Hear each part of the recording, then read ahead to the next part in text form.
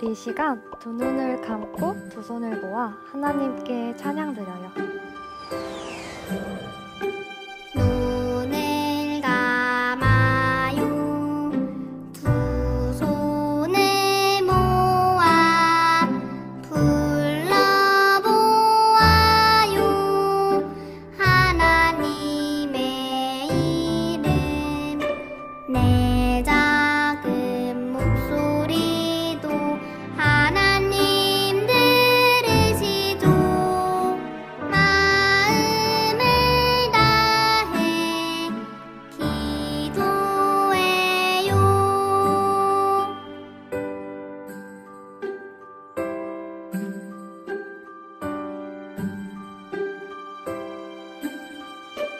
눈을 감아요. 두 손을 모아 불러보아요. 하나님의 이름 내 작은 목소리도 하나님 들으시죠. 마음을 다해 기도해요. 마음을 다해 기도해요. 자, 우리 어린이 여러분 안녕, 반갑습니다. 오늘 연말 기도주일 6번째 날 우리 친구들과 함께 시작할 수 있게 되어서 참으로 감사합니다. 오늘 6번째 날 제목을 한번 같이 읽고 시작을 해볼까요? 짜잔, 준비됐죠? 시작! 세상에 오신 하나님. 그렇습니다. 우리는 지금까지 우리가 어떤 존재인지를 살펴보았어요. 하나님께서 아주 오래전부터 우리 친구들을 태어나도록, 창조되도록 계획하셨습니다. 인격적인 관계를 맺으면서 영원한 세계에서 함께 살아가도록, 하나님과 함께하는 상태를 지속하도록 우리를 만드신 겁니다. 자, 그런데 문제가 생기게 되죠. 그것은 최초의 인류에게 타락이라고 하는 사건이 벌어지면서부터입니다. 이때부터 사람은 죄를 가진 죄인이 되게 됩니다. 죄인이 되게 되면서 인간은 끊임없이 자기중심적인 사람이 됩니다. 죄인이 되면서 인간은 한없는 욕망의 포로가 되게 됩니다. 그리고 이때부터 인간은 선과 악이라고 하는 두 마음이 항상 자기 속에 있음을 알게 되죠. 여러분도 똑같을 거예요, 그쵸? 그러나 선이 이기기보다는 악이 더 쉽게 이길 수 있게 됩니다. 그래서 사람들은 부단히 자신을 어떻게든 바꾸려고 합니다. 무엇이 되는 것으로 자신의 죄를 감춰보려고 하는 거죠. 하지만 그런 시도들도 한없는 욕망을 향해 갑니다. 그래서 어제 살펴본 것처럼 욕망이 켜켜이 쌓입니다. 부를 쌓을 수도 있고 지식을 쌓을 수도 있습니다. 힘을 쌓을 수도 있습니다. 바벨탑처럼 하늘 꼭대기에 닿을 때까지 해도 만족하지 않고 자꾸 쌓게 됩니다. 여러분 그거 알고 계시죠? 이렇게 쌓아가는 욕망은 사상 누각처럼 언제 무너져 버려도 이상하지 않습니다. 결국 이렇게 쌓여진 인간의 노력은 하루아침에 무너질 수 있음을 어제 보게 되었습니다. 이것이 바로 우리가 이번 연말 기도주의를 통해 확인한 우리 사람의 본성입니다. 여기까지 이야기하면 너무 슬프죠? 그래서 오늘부터서는 바로 이런 사람에게 예수님께서 어떻게 오셨는지, 그리고 왜 오셨는지, 목적을 구원으로 가지시고 우리와 모든 피조물들을 어떻게 대하고 계신지를 함께 살펴보려고 합니다. 그래서 예수님이 우리를 위해 왜 죽으시고 우리를 어떻게 구원하셨는지를 명확하게 설명할 수 있는 그런 준비가 되는 사람이 우리 어린이 친구들과 제가 되면 좋겠습니다. 이런 준비가 되어 있으면 뭐가 좋을까요? 첫 번째는 내가 어떤 사람인지 명확히 이해하기 때문에 시험을 받거나 아니면 어려움이 당할 때에도 이겨낼 수 있는 튼튼한 뿌리가 됩니다. 두 번째는 우리 친구들이 왜 그렇게 예수님을 따라 살고 싶은지를 다른 친구들과 다른 사람들에게 선한 영향력으로 나눌 수 있게 됩니다. 그래서 여러분의 생각과 여러분의 마음과 여러분의 삶을 명확하게 예수님께 고정하는 일은 참으로 중요합니다. 그럼 6번째 시간 그림과 함께 시작하도록 할까요? 여러분, 이 그림은 1566년 피테르 브레헬이 그린 베들레헴 인구조사입니다. 이 그림은요, 봄, 여름, 가을, 겨울 중에 어떤 계절일까요? 맞아요. 겨울입니다. 그럼 왜 피테르 브레헬이 겨울을 배경으로 베들레헴의 인구조사라고 하는 그림을 그렸을까요? 아는 친구 있을까요? 네, 그걸 여러분에게 설명해 주려고 합니다. 여러분이 잘 알고 있는 것처럼 로마 황제 아우구스투스 같은 경우에는 자신의 제국 안에 있는 모든 사람들의 호적을 정리하려고 했습니다. 이렇게 인구조사가 되면 이제부터는 세금을 걷는 데에 빠지는 세금이 없고 정확하게 거둘 수 있기 때문에 꼭 필요한 일이라고 생각했습니다. 바로 이때 예수님이 태어났습니다. 그러니까 피테르 브레헬은 베들레헴의 인구조사가 시작되었다는 그림을 통해서 예수님의 탄생에 대해 이야기해주고 싶은 겁니다. 그럼 여러분은 여기서 또 질문이 생기겠죠? 목사님, 예수님 겨울에 태어났어요? 여러분이 잘 알고 있는 것처럼 예수님은 겨울에 태어나지 않았습니다. 단지 예수님이 태어난 것을 그때 유럽 사람들이나 지금 우리나 모두 겨울에 다가오는 크리스마스에 기억하려고 하기 때문입니다. 그러니까 크리스마스는 예수님이 태어난 날과 사실 그렇게 큰 관계가 있을까요? 없을까요? 없습니다. 하지만 예수님의 탄생일을 그들의 문화와 배경에 맞추어서 겨울, 동짓날, 곧 이제부터 해가 길어지고 새로운 봄이라고 하는 계절이 기다려지는 바로 그때를 예수님의 탄생일로 기념하고 있다. 이렇게 기억하면 좋을 것 같습니다. 자, 그렇다면 이 그림에서 베들레헴까지 이동해서 예수님을 거기에서 태어나게 한 요셉과 마리아는 어디 있는지 한번 찾아볼까요? 한 5초 시간 동안 찾아볼게요. 하나, 둘, 셋, 넷, 다섯. 혹시 우리 친구들 찾았나요? 네, 그렇습니다. 그림 중앙에서 제일 아래편에 보면 바로 마리아와 당나귀 그리고 요셉이 좀 보이게 됩니다. 여기에 예수님의 부모님이 있습니다. 다시 말씀드릴게요. 크리스마스는 예수님의 태어남을 기념하는 명절입니다. 하지만 예수님이 태어난 날과는 같지 않습니다. 그럼에도 불구하고 이 날을 기념했던 이유는 많은 사람들이 이때 예수님의 태어남을 기념했기 때문에 그렇습니다. 그런데 우리 친구들 어떤가요? 지금 크리스마스를 예수님을 기억하면서 보내나요? 아니면 크리스마스 이브에 올 산타크로스의 선물을 기다리고 있나요? 루돌프와 크리스마스 트리, 캐롤을 오히려 더 반갑게 맞이하고 있진 않나요? 여러분은 어떠신가요?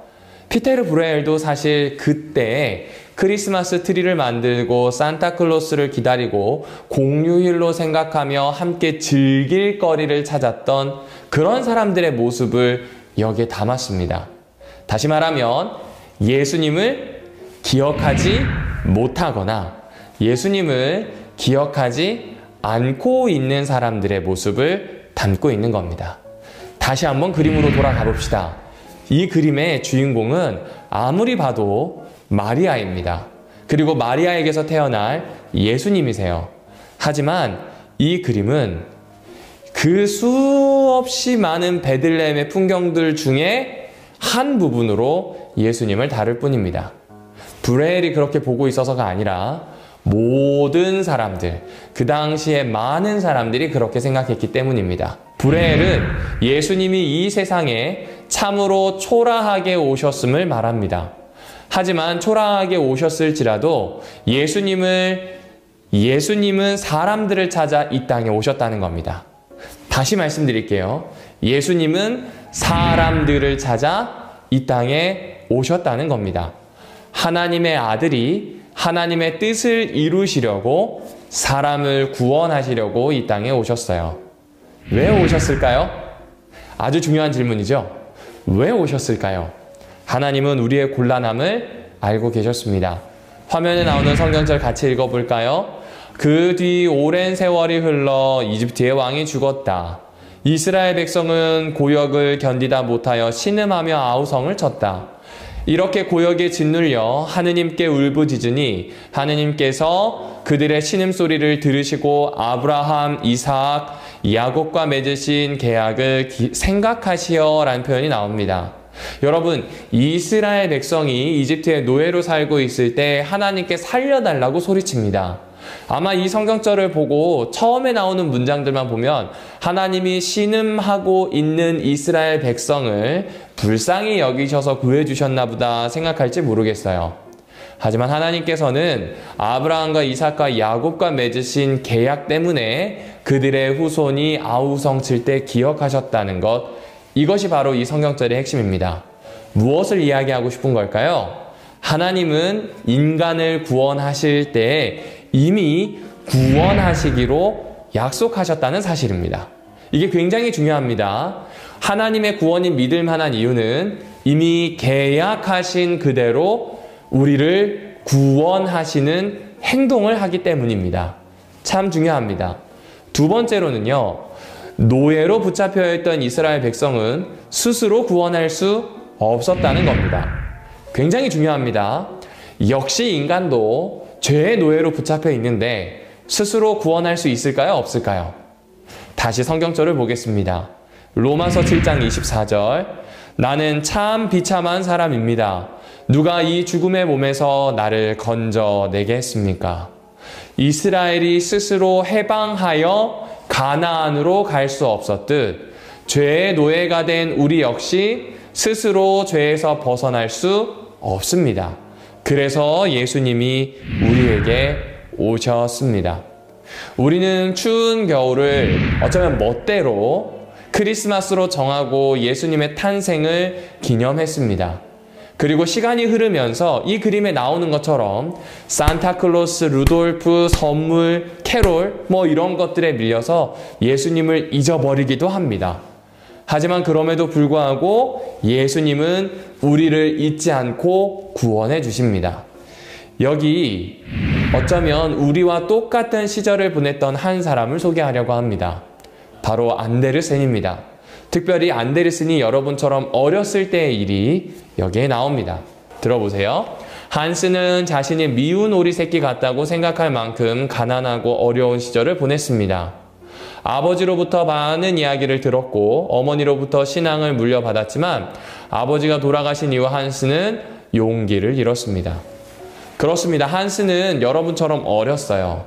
그리고 아버지로부터 많은 이야기를 듣고 어머니로부터 신앙을 물려받아서 정말로 잘 자라고 있었습니다. 하지만 아버지가 돌아가신 이후에 급격하게 가난해지고 어려워진 한스는 살아낼 수 있는 힘이 없었다는 것을 주목해야 됩니다. 가난해서 스스로 해방할 수도, 그리고 아버지가 돌아가신 이후에 어느 누구에게도 보호받을 수 없었고, 더 중요한 건 스스로를 보호할 수 없었다는 걸 기억해야 합니다. 그런데 바로 그때 이런 일이 일어납니다. 한스를 사랑으로 친절하게 맞아준 사람은 돌아가신 어느 목사님의 부인인 분케 플로드 여사였습니다. 목사님이 시인이었다는 말을 들은 한스는 자신도 그런 사람이 되고 싶다는 생각을 했습니다. 만약 한스가 아버지가 돌아가신 후에 분케 플로드 여사가 없었다면, 그녀를 만나지 않았다면 동화의 왕이 될 수 있었을까요? 그렇습니다. 아무것도 할 수 없는 어린아이, 스스로를 구원할 수 없는 어린아이 한스 크리스티안 안데르센이 여기 있습니다. 그가 분케 플로드 여사를 만나게 되면서 위로와 희망을 받습니다. 그럼 여러분에게도 똑같은 메시지가 가지 않을까요? 어쩌면 연약하고 어쩌면 아무것도 할 수 없을 때 여러분을 위로해 주시는 분은 누구일까요? 그리고 여러분을 위로해 주는 그분을 만날 때 우리 친구들의 마음은 어떻게 변할까요? 무엇보다 우리 친구들의 삶은 어떻게 변화할까요? 한스 크리스티안 안데르센이 쓴 어머니 이야기라고 하는 책이 있는데요. 그 책을 요약한 영상을 잠시 보도록 하겠습니다. 어머니 이야기. 가엾은 어머니가 침대맡에 앉아 그녀의 어린아이를 바라보고 있습니다. 그녀는 불안과 슬픔에 젖어 있어요. 죽음이 아이를 데려갈까 두렵습니다.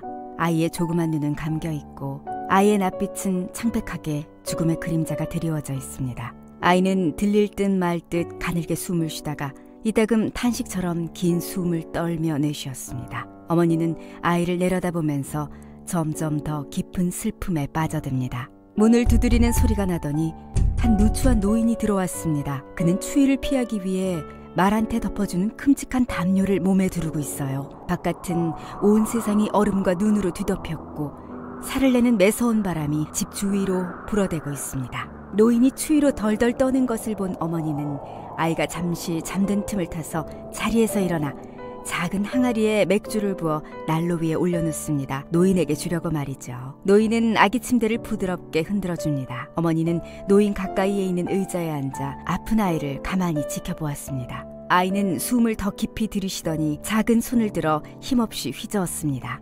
제가 우리 아가랑 계속 살 수 있겠죠? 그렇죠? 하나님이 제게서 아이를 데려가지 않으시겠죠? 어머니가 물었습니다. 노인은 바로 죽음이었습니다. 죽음은 어머니의 질문에 긍정도 부정도 아닌 기묘한 태도로 고개를 끄덕입니다. 어머니는 고개를 떨구었습니다.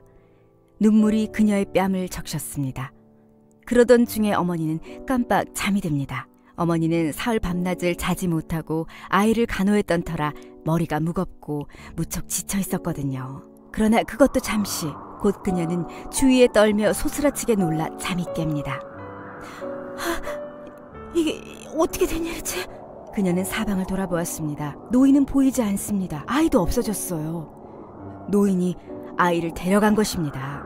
그때 방 한쪽 구석에 낡은 괴종시계가 윙윙거리는 소리를 내고는 큰 시계추가 쾅 소리를 내며 떨어지고 시계가 멈추었습니다. 가엾은 어머니는 아이의 이름을 부르며 밖으로 뛰쳐나갔습니다. 온 세상이 눈으로 덮인 바깥에 기다란 검은 옷을 입은 여인이 앉아 있었습니다. 죽음이 당신 집에 들어갔었지. 난 그가 서두르며 자네 아이를 데리고 나가는 것을 보았어. 죽음은 바람보다도 빠르고 자기가 가지고 간 것은 절대로 돌려주지 않아. 죽음이 어느 쪽으로 갔는지만 말해주세요. 어느 길인지만 알려주시면 제가 그를 반드시 찾아낼 거예요. 내가 길을 알고 있긴 한데... 하지만 조건이 있어. 자네가 아이에게 늘 들려주던 자장가들을 하나도 빠짐없이 내게 들려줘야 해. 그 노래들이 좋더라고. 언젠가부터 난 그 노래들에 귀 기울이게 됐지. 나는 밤이야. 난 자네가 노래를 부르며 흘리던 눈물도 보았지. 네, 다 불러드릴게요. 모두 다. 하지만 지금은 저를 막지 말아주세요. 제 아이를 찾으러 가게 해주세요. 어머니가 말했어요. 그러나 밤은 꿈쩍도 않고 말없이 버티고 서 있습니다. 어머니는 슬픔을 억누르느라 양손을 꼭 움켜쥔 채 하염없이 눈물을 흘리며 노래를 부릅니다. 어머니는 많은 노래를 불렀어요. 그러나 그 모든 노래들보다 그녀가 흘린 눈물이 훨씬 더 많았습니다. 마침내 밤이 말합니다. 오른쪽으로 가서 어두운 소나무 숲으로 들어가 봐. 죽음이 아이를 데리고 그 숲으로 들어갔어. 어머니는 숲속 한가운데서 가던 길을 멈춥니다. 갈림길이었어요. 어느 길로 가야 할지 알 수 없었어요. 바로 그 갈림길에 가시나무 덤불이 있었습니다. 추운 겨울이라 잎사귀도 없고 꽃도 없는 나뭇가지에 고드름이 매달려 있었어요. 혹시 죽음이 제 아이를 데리고 지나가는 걸 보셨나요? 어머니가 물었어요. 보았지. 가시나무가 대답했어요. 하지만 어느 쪽으로 갔는지 말해줄 수 없어. 혹시라도 당신이 내 몸을 따뜻하게 녹여준다면 모를까. 난 추워 죽겠어. 이러다간 얼마 안 가서 그냥 꿍꿍 얼어버릴 것만 같아. 어머니는 가시나무 덤불을 품에 꼭 껴안고 따뜻하게 해줍니다. 너무 꼭 껴안아서 가시가 온몸을 찔러 어머니의 가슴에서 굵은 핏방울이 흘러나왔어요. 그러자 그 추운 겨울밤에 가시나무 덤불에서 싱싱한 푸른 잎과 꽃들이 피어나기 시작했어요. 슬픈 어머니의 가슴은 그토록이나 따뜻했습니다. 가시나무는 어머니에게 죽음이 간 길을 알려주었어요. 어머니는 큰 호수에 다다랐습니다. 호수에는 큰 배는 물론 나룻배 한 척도 없습니다. 호수는 얼어 있었는데 걸어서 건너기에는 얼음이 두껍지 않았어요. 그렇다고 호수 속으로 들어가 헤치고 나아가기엔 너무 많이 얼어 있었고 물도 너무 깊었습니다. 그러나 아이를 찾으려면 어떻게든 그 호수를 건너야 합니다. 어머니는 호수의 물을 다 마셔버리려고 작정하고 엎드렸어요. 물론 그건 불가능한 일입니다. 그러나 가엾은 어머니는 기적이 일어날지도 모른다고 생각했어요. 그건 절대로 안 될 일이야. 호수가 말했습니다. 그 대신 내가 제안을 하나 하지. 당신이랑 나랑 거래를 하는 거야. 난 진주를 모으는 걸 좋아하거든. 근데 아기 엄마의 눈은 내가 여태껏 본 어떤 진주보다도 가장 밝게 빛나고 맑아. 만약 당신이 더 이상 울 수 없을 만큼 울어서 그 두 눈이 빠지고 그 빠진 두 눈을 내게 준다면 내가 건너편 기슭에 있는 커다란 온실로 데려다 줄게. 그 온실이 죽음이 사는 곳이야. 죽음은 그곳에서 꽃과 나무를 돌보고 있지. 그 꽃과 나무들 하나하나가 다 인간의 생명이라던데. 제가 아이에게 갈 수만 있다면 못 내놓을 게 뭐가 있겠어요. 어머니가 흐느끼며 말했어요. 그녀는 울고 또 울고 또 울었습니다. 어느 순간 그녀의 두 눈이 빠져 호수에 떨어졌어요. 호수 아래 가라앉은 두 눈은 두 개의 귀한 진주가 되었어요. 그러자 호수는 어머니를 그네에 태우듯이 둥실 들어올려 순식간에 맞은편 기슭으로 데려다 주었습니다. 그곳에는 너비가 몇 킬로미터나 되는 길고 커다란 집이 서 있었어요. 숲과 동굴로 뒤덮인 산인지 아니면 누군가 지어놓은 것인지 알 수 없는 이상한 집이었습니다. 그러나 가엾게도 어머니는 아무것도 볼 수가 없습니다. 눈물로 두 눈을 잃어버렸기 때문이죠. 어디로 가야 우리 아이를 데려간 죽음을 만날 수 있을까요? 어머니는 중얼거렸어요. 죽음님은 아직 안 돌아오셨어. 죽음의 커다란 온실을 돌보는 쭈그렁 할멈이 대답했어요. 할멈이 묻습니다. 그런데 아기 엄마는 도대체 여기를 어떻게 온 거야? 누가 도와줬어? 하나님이 절 도와주셨죠. 그분은 자비로운 분이시니까요. 할머니도 분명 하나님처럼 자비로운 분이시겠죠? 어디로 가야 우리 아이를 찾을 수 있을까요? 몰라. 눈이 없으니 볼 수도 없겠구먼 뭐. 밤새 많은 꽃과 풀이 시들었어. 이제 곧 죽음이 돌아와서 개들을 옮겨 심을 거야. 아기 엄마도 알다시피 모든 사람들 하나하나가 하나님의 만드신 대로 제각기 생명의 나무와 생명의 꽃을 갖고 있잖아. 생명의 나무와 생명의 꽃은 겉모습은 다른 식물과 같을지 모르지만 박동치는 인간의 심장을 갖고 있지. 당연히 어린아이의 심장도 뛰고 말고. 이봐, 돌아다니면서 심장 소리를 들어봐. 심장 소리로 자넨 아이를 찾아낼 수도 있지 않겠어? 그런데 아기 엄만 내가 이렇게 알려주는 대가로 나한테 뭘 해줄 텐가? 전 드릴 게 아무것도 없어요. 그러나 할머니를 위해서라면 세상 끝까지라도 갈 수 있어요. 내가 세상 끝에 가서 뭘 하라고? 할멈이 시큰둥하게 말했어요. 그 길고 검은 머리카락을 나한테 주면 되겠네. 자네도 알다시피 자네 머리카락이 참 아름답지 않나? 난 그 머리카락이 몹시 마음에 들어. 대신 내 이 하얀 머리카락을 줄게. 뭐라도 쓸모는 있을 테니. 그것 말고는 더 이상 부탁하지 말아주세요. 제 머리카락은 기꺼이 드릴게요. 어머니는 그녀의 아름다운 검은 머리를 내어주고 대신에 할멈의 머리를 받아서 머리카락이 하얗게 되었어요. 두 여인은 죽음의 커다란 온실로 들어갔습니다. 온실에는 꽃과 나무들이 뒤섞여서 자라고 있었어요. 한쪽에서는 가냘픈 히아신스가 종 모양의 유리덮개 아래에서 자라고 있고 다른 쪽에는 커다랗고 튼튼한 작약꽃이 있습니다.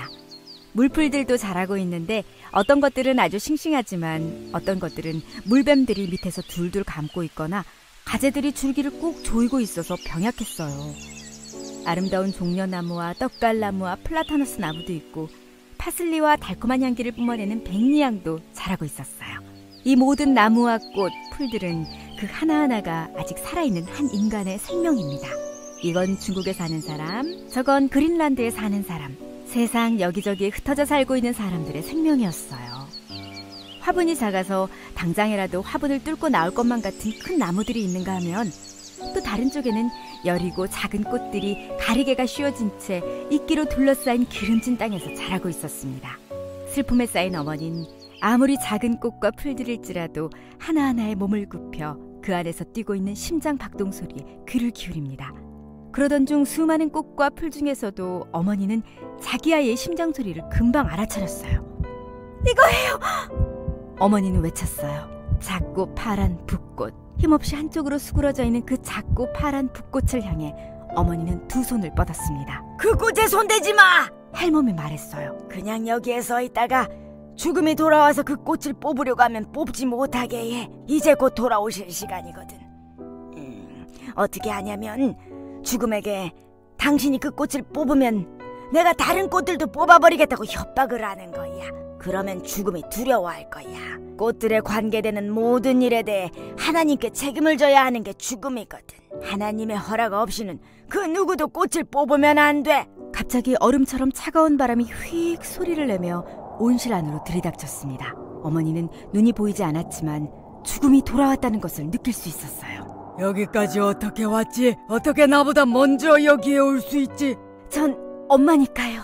죽음이 가냘픈 작은 꽃을 잡으려고 긴 손을 뻗었어요. 어머니는 행여 죽음이 그 꽃의 이파리 하나라도 다치게 할까 두려운 마음에 죽음의 손을 낚아채어 꽉 움켜쥐었어요. 그러자 죽음은 그녀의 손에 입김을 불었습니다. 죽음의 입김은 이 세상 어느 바람보다도 차가웠습니다. 차갑게 곱아버린 그녀의 손은 그의 손에서 툭 떨어져 나갔습니다. 앞으로 알게 되겠지만 너는 나에게 대항할 힘이 없어. 그렇지만 우리 주님은 힘이 있어요. 어머니가 맞받아쳤어요. 나는 오직 그의 뜻을 행하는 것뿐이다. 나는 하나님의 정원사야. 하나님의 모든 꽃과 나무들을 갖고 가서 미지의 땅에 있는 낙원의 정원에 옮겨 심지. 그러나 꽃과 나무들이 그곳에서 어떻게 자라는지, 그리고 그들이 거기서 무엇을 하는지, 그건 내가 감히 말할 수 없는 일이야. 오, 제발 제 아이를 돌려주세요. 어머니가 눈물과 기도로 애원했어요. 돌연 어머니는 가까이에서 자라고 있는 두 개의 아름다운 꽃을 양손에 움켜쥐고는 죽음에게 소리쳤어요. 당신의 꽃들을 다 뽑아버릴 거예요. 제게 남은 건 절망뿐이에요. 그만! 손대지 마! 죽음이 소리쳤어요. 넌 네가 불행하다고 했지. 다른 엄마도 너처럼 똑같이 불행하게 만들고 싶어? 다른 엄마라고요? 가엾은 어머니는 그 순간 화들짝 놀라 꽃들을 떨어뜨렸어요. 자, 여기 너의 두 눈이 있다. 죽음이 말했습니다. 너의 눈인지는 몰랐는데 호수에서 너무도 아름답게 빛나길래 내가 건져왔지. 돌려줄 테니 이 눈을 다시 가져가거라. 너의 눈은 이전보다 더 잘 보일 것이다. 그 눈으로 네 옆에 있는 깊은 우물 속을 들여다보아라. 네가 방금 뽑아버리려고 했던 꽃들의 이름을 알려주마. 그리고 그들의 일생을, 그리고 네가 막 파괴하려고 했던 그들의 미래를 보여주마. 다시 앞을 볼 수 있게 된 어머니는 우물 속을 들여다보았어요. 한 생명이 세상의 축복이 되어 주위에 기쁨과 즐거움을 퍼뜨리고 있는 게 보입니다. 어머니는 행복했어요. 다음으로 나머지 한 생명의 삶이 보입니다. 그 생명의 삶은 온통 슬픔과 궁핍, 죄와 불행뿐이었어요. 이 두 개의 삶이 다 하나님의 뜻에 의한 것이다. 저 두 꽃 중 어느 쪽이 불행의 꽃이고 어느 쪽이 축복의 꽃인가요? 그건 내가 말해줄 수 없다. 하지만 한 가지 말해줄 수 있는 건 둘 중 하나가 네 아이의 꽃이라는 것이다. 네가 우물에서 본 것은 네 아이의 운명, 바로 네 아이의 미래야. 어머니는 겁에 질려 비명을 질렀습니다. 어느 쪽이 제 아이였나요?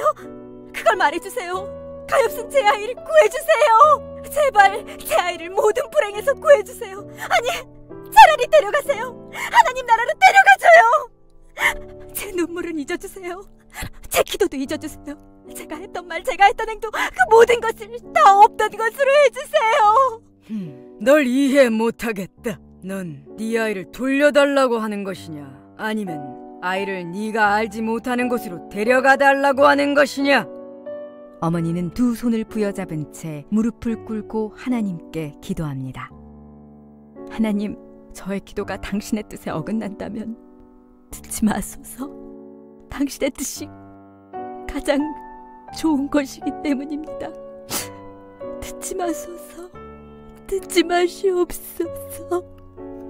어머니는 하나님의 뜻에 겸손하게 순종하여 고개를 떨구었습니다.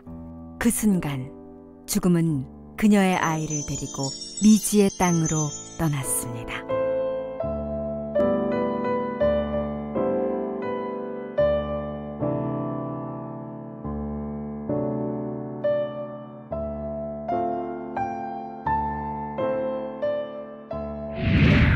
여러분, 영상 잘 보셨나요?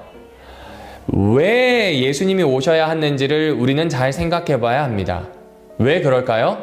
우리는 아무리 노력해도 두 가지 마음을 물리쳐낼 수가 없습니다. 우리는 아무리 노력해도 죄의 노예가 되고, 우리는 아무리 노력해도 한없는 욕망으로부터 죽을 때까지 자유로울 수가 없습니다. 마치 우리 마음은 지난 시간 살펴보았던 것처럼 지킬과 하이드처럼 선한 마음, 악한 마음, 나누어진 이 마음을 모두 다 가지고 있습니다. 그리고 우리가 가지고 있는 죄는 악한 마음에게 쉽게 굴복하도록 만듭니다. 죄는 미안하다, 그리고 죄송하다라고 하는 사과를 죄를 지은 사람에게, 그리고 하나님께 용서를 구한다고 없어지지 않습니다. 죄는 대가가 따릅니다. 그리고 그 대가는 바로 죽음입니다. 이런 우리를 위해 하나님이 하신 일이 있다고요. 뭐라고요? 바로 베들레헴에 태어나시면서 우리 친구들과 저를 찾아오셨다고 하는 겁니다. 디모데전서 1장 15절, 그리스도께서 죄인들을 구원하시려고 이 세상에 오셨다는 말은 틀림없는 것이고 누구나 받아들일 만한 사실입니다. 나는 죄인들 중에서 가장 큰 죄인입니다. 예수님이 이 세상에 오신 이유는 우리를 구원하시기 위해서입니다. 우리가 받아야 할 벌을 대신 받고 우리를 해방시키기 위해 오셨다는 사실, 우리를 너무나 사랑하셔서 어머니 이야기에 등장하는 어머니처럼 이 세상에 오셨다는 사실 잊지 않았으면 좋겠습니다. 지금부터는 화면에 띄어진 기도 제목을 가지고 기도하겠습니다.